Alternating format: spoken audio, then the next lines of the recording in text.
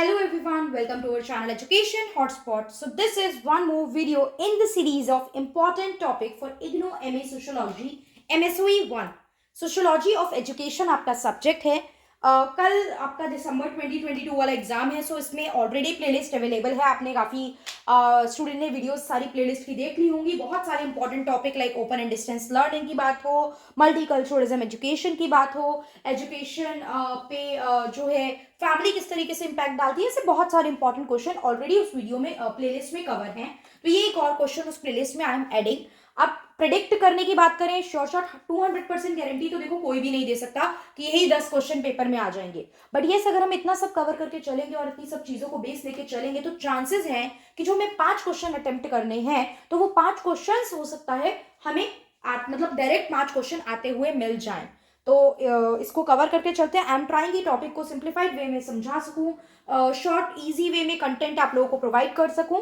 Otherwise time नहीं होता है लास्ट मोमेंट पे हर जगह से आप लोग खुद से कंटेंट कलेक्ट करके अपने पास अरेंज कर पाए। सो बहुत सिंपल सा क्वेश्चन है, देखिए इसमें, डज एजुकेशन फैसिलिटेट डेमोक्रेसी? क्या एजुकेशन से डेमोक्रेसी मतलब एक तरीके से इम्पैक्ट बताना है।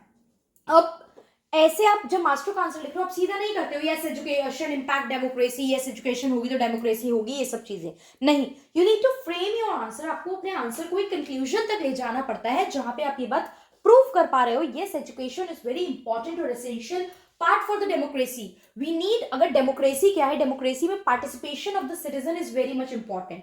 ठीक है, डेमोक्रेसी ये एक अच्छी गवर्नेंस के लिए, देखो गवर्नमेंट गवर्नेंस गवर्न कर रही है एंड आपका पार्टिसिपेशन ही नहीं है वेदर वोटिंग में, वेदर गवर्नमेंट को क्वेश्चनिंग करने में, तो वहां पे डेमोक्रेसी का कोई मतलब ही नहीं बनता है। डेमोक्रेसी मतलब होता है, ये भी नहीं होता डेमोक्रेसी का मतलब एक पार्टी एंड वही रन करेगी बैक टू बैक, नहीं, अपोजिशन होना चाहिए, अपोजिशन क्वेश्चन करेगा, गवर्नमेंट पे क्वेश्चनिंग भी होनी चाहिए, सिटीजन क्वेश्चनिंग करेंगे, तो ये सब कुछ तभी हो पाएगा जब एक सिटीजन एजुकेट होगा।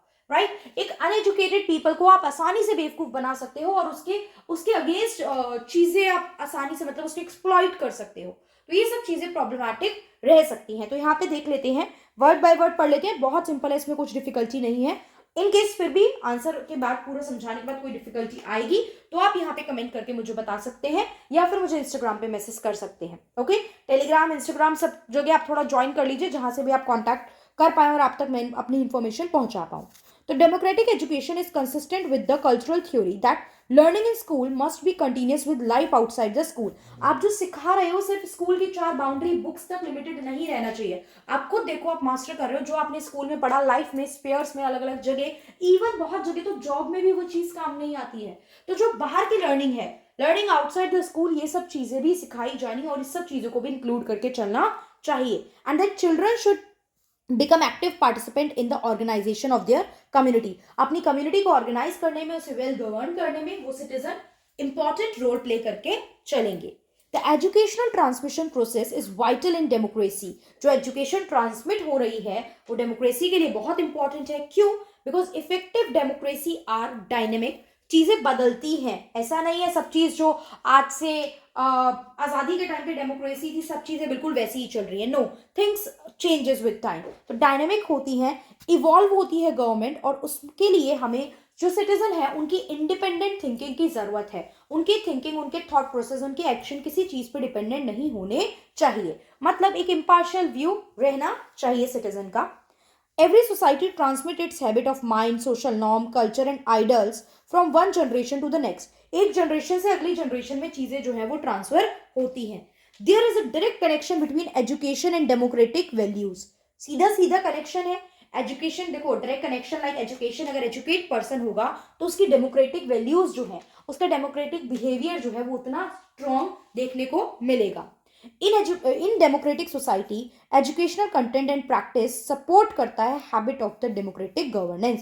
डेमोक्रेटिक सोसाइटी में होता यही है कि जो आपकी एजुकेशन है वो आपकी जो भी डेमोक्रेटिक बिहेवियर है, प्रैक्टिस है, उसको शो करती है। एजुकेशन एक यूनिवर्सल ह्यूमन राइट है। राइट आपकी यूएनएचआरसी ने इसको एक proper basic human right declare कर दिया है हर कंट्री में। It also is a means of achieving other human right. अगर एजुकेटेड हो तो अपने बाकी ह्यूमन राइट भी अवेल कर सकते हो। एजुकेटेड हो तो आपको पता होगा कि हमें एक्सप्लॉइट किया जा रहा है तो हम क्या कर सकते हैं, हमें राइट नहीं मिल रहा है तो हम क्या कर सकते हैं, हमें गवर्नमेंट कोई इन्फॉर्मेशन नहीं मिली है तो हम पीआईएल फाइल करके चीजें पता कर सकते हैं। आरटीआई नाम का भी कोई एक राइट है आपके पास जिससे आप इंफॉर्मेशन ले सकते हो। तो ये सब चीजें एक बेसिक एजुकेशन और अवेयरनेस के लिए मैं एग्जाम्पल दे रही हूँ कुछ जस्ट ना। तो ये अवेयरनेस होगी तभी आप, जब एजुकेशनल अवेयरनेस है तभी आप अपने बाकी ह्यूमन राइट्स भी अवेल कर सकते हो और अपनी सोशल और इकोनॉमिक टूल को स्ट्रॉन्ग कर सकते हो। Government should not view that education system as a means to control. अब ऐसा नहीं है, देखो गवर्नमेंट क्या करे, गवर्नमेंट ये सोचे कि एजुकेशन देके हम कंट्रोल कर ले सिटीजन को, हम ट्राई करें लोगों को कंट्रोल करने का। तो गवर्नमेंट एक सिंगल आइडियोलॉजी को ट्रांसमिट नहीं कर सकती है लोगों के बीच में, right. Government should devote resources to education just as they strive to defend their citizen. अगर आपको अपने सिटीजन को आप डिफेंड करना चाहते हो तो आपको रिसोर्स लाइक बजट में फंड डालो कुछ एजुकेशन सेक्टर के लिए भी। लाइक आजकल डिमांड चलती है ना स्पोर्ट्स सेक्टर में, फंडिंग ही नहीं है तो स्पोर्ट्स मतलब लोग प्लेयर्स कहाँ से एक्सेल कर पाएंगे। तो फंडिंग रिक्वायर्ड है हर चीज में, आप उस जगह उतना एक्सपेंडिचर करोगे नहीं तो क्वालिटी एजुकेशन नहीं पहुंचेगा, लोगों तक अवेयरनेस नहीं पहुंचेगा तो रिजल्ट नहीं आ पाएगा। अब इसका इम्पैक्ट क्या पड़ता है, एजुकेशन से एफिशिएंट डिसीजन मेकिंग आती है, डेमोक्रेसी समझ पाते हैं लोग। आप इसको पॉइंटर्स में भी लिख सकते हो, मैंने ये पैराग्राफ में लिख दिया है, right. Individual are able to make decision in favour of the society. Education है तो लोग ऐसे डिसीजन लेंगे जो पूरी सोसाइटी के फेवर में रहेंगे। And the behaviour of living together, एक टुगेदरनेस वाली फीलिंग भी उनमें रहेगी अगर उनका एजुकेशनल लेवल धीरे धीरे इंक्रीज हो रहा है। तो ये सब चीज़ें हमें देखने को मिलती हैं। प्लस इससे जो इंडिविजुअल है, सिटीजन है, उनमें कॉपरेशन, फेयरनेस, जस्टिस, ये सब फीलिंग भी हमें देखने को मिलती है। Democracy must be protected by the citizen of any country. भैया किसी भी सिटीजन को डेमोक्रेसी को तो प्रोटेक्ट करना है, ये नहीं कि आप कहने लगो अथॉरिटेटिव चीजें चले, राजतंत्र चले और ये सब चीजें हों। डेमोक्रेसी के अगेंस्ट बात नहीं करनी है। हमारे स्कूल्स जो हैं, our school must be places where student have a voice. हमारे जो स्कूल्स है वो एक ऐसी जगह है जहाँ पे स्टूडेंट की भी आवाज है और उन्हें सुनना चाहिए, राइट। अब जैसे आप देखते हो आपके रिसेंट जो करंट प्राइम मिनिस्टर है, they are connecting with the student ना।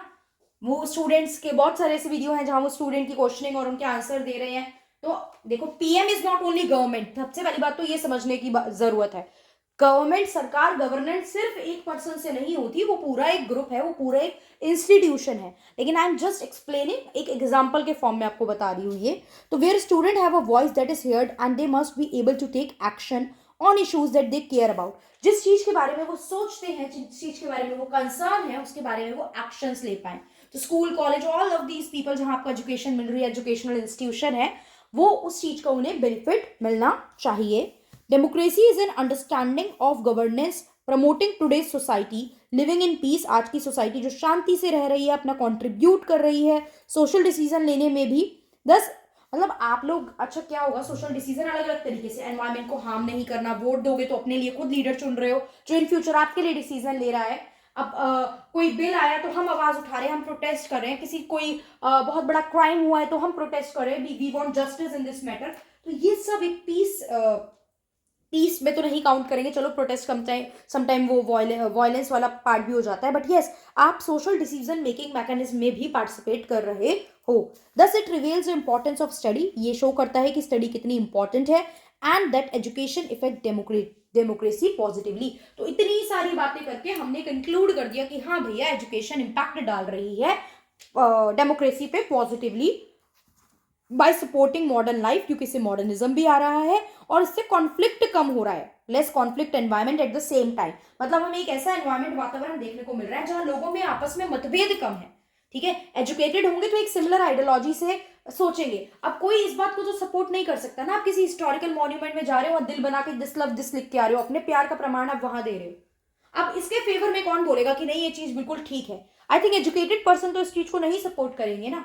तो एक ऐसा एनवायरमेंट, ये जस्ट वही मैं एक जस्ट कुछ एग्जांपल दे रही हूँ, बहुत बड़े बड़े एग्जांपल भी हो सकते हैं, trying to take the basic example जिससे थोड़ी एक अंडरस्टैंडिंग डेवलप हो जाए, राइट।